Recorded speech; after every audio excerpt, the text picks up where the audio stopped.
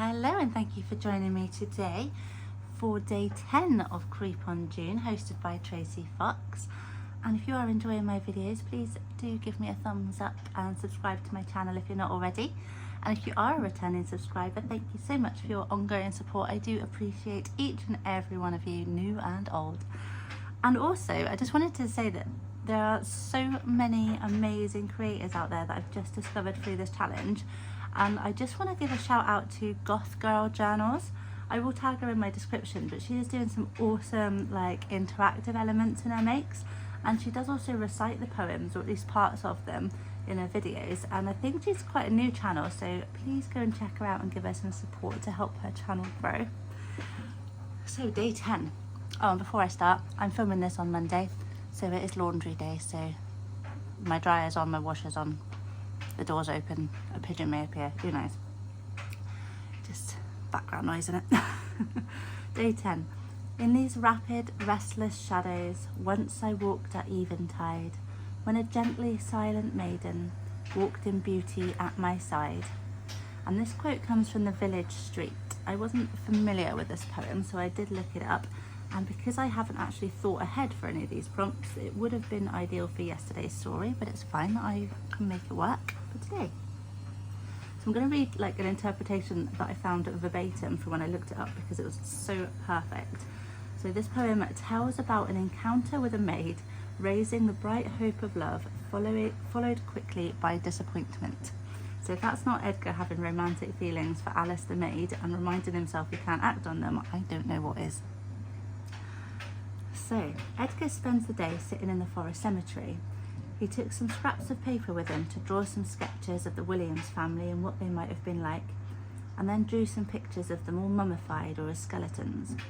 Once he's finished there for the day, he goes home, and just as he's arriving, Alice is leaving the house. They stop to say hello, and Edgar says he will accompany her home to see some more of the streets that he hasn't visited yet. She says that would be lovely. She lives in the village a mile or so in the opposite direction to where they walked yesterday.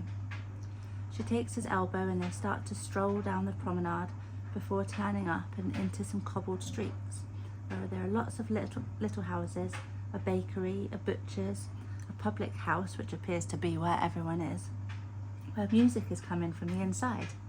People bring their instruments and there are dancing and drinking until the early hours most nights, Alice said. Edgar says it sounds like they're having a wonderful time. Alice talks about how she likes to stand out of sight of all the people sometimes, but just listen to the music from her back alley. She loves all the types of music she hears coming from the pub. They keep walking on past the pub in silence, listening to the music, the laughing, the general merriment. Edgar watches Alice as she listens. He can't believe the beauty of her who is walking beside her. He imagines them married and them having their own dances to the music in a silent side street. And then he remembers that isn't possible. He will have to return home at some point. They walk for another 10 minutes or so, Alice telling Edgar all about the shops and who owns what and who lives where, and then they arrive at her front door. She is young, 21, and as she's still single, she lives with her parents. She tells Edgar to wait there a minute, and she rushes in and comes out with 3 jars of her delicious jam. I don't know how long you're going to be here for, but I thought I will give you these now so I don't miss you. Wonderful, Edgar says, and he wishes her a good evening and heads back to the house. When he gets home, he puts the jam in his case for safekeeping and has his supper that Alice left for him before their walk. The tea had cooled down a bit, but still had some warmth to it, and he popped a nip of his whiskey in it, which warmed him up a bit too. He pulled his sketches out of his pocket to use as inspiration for his writing, but he just kept finding himself writing about the gently silent maiden walking in beauty by his side. When the crow comes for his nightly visit, Edgar talks to him about Alice, and the crow intently listens, tilting his head in sympathy between eating his crusts, shouts a single word of thanks and flies off towards the direction of the castle. So it's quite a quick one today, but I hope you enjoyed today's chapter, and let's have a look at what I've made. So I don't think most things through, to be honest. I'm kind of one of those people that just does things and then the consequences happen afterwards. Like if I order something, furniture, I don't actually see what size it is. and then just got to make it work.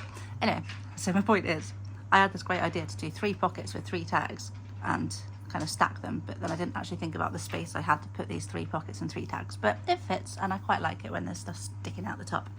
So he's in the forest and he is doing his sketches of like the mummified people and the skeletons and all that. So we've got, first of all, we've got the mummified sketches, and I've texture pasted the word found and put an extra bit of like mummy bandage on there. And this is the tag for this one, and this is these are all release the crafting words again. So it's invisible things are the only realities. And these are a couple of the mummies. I've done some brick, and the texture paste kind of pulls up the ink because it's an inkjet printer. It kind of pulls through the ink, and then I've also put scorched timber on, and then I just stenciled some brickwork on the back and just kind of used that sort of bandage style throughout. So that is the mummy side. I'll put that over there. And then the skeletons that he drew, and this says even in the grave all is not lost. And then I used some grit paste crypt for this one, and also just some packaging material behind that I sprayed in there as well.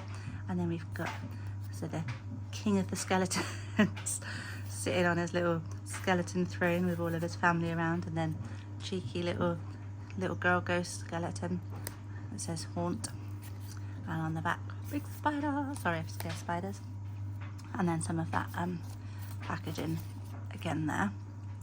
So that's the skeleton one.